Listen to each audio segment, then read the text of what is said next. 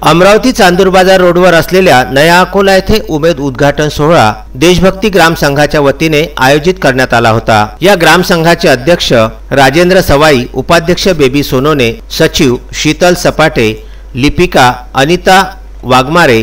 या कार्यक्रमाचे उद्घाटन प्रकाश साबळे, शीतल पाटील, सुचिता पाटील आणि अनिता ताराडे यांच्या हस्ते करण्यात आले। नया अकोला हा उमेद अभियानाला जोडलेला आहे। या ग्राम संघाची स्थापना 2017 मध्ये झाली होती।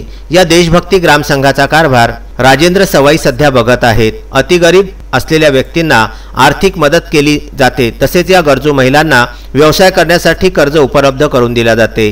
उमेदला 24 बचत गट जोडल्या गेलेले आहेत। या ग्राम उमेद मार्फत गावामध्ये किराणा दुकानाची सुद्धा निर्मिती करण्यात आलेली आहे। देशभक्ती ग्रामसंघ हा उमेदच्या माध्यमातून ग्राम विकासाचे कार्य करण्याची त्यांनी शपथ घेतलेली आहे। या ग्रामसंघाचे पदाधिकारी नियमितप्रमाणे सुरळीत आणि सुरक्षित काम या ग्रामसभेसाठी करीत आहेत। Vidarbha news bureau, Amravati.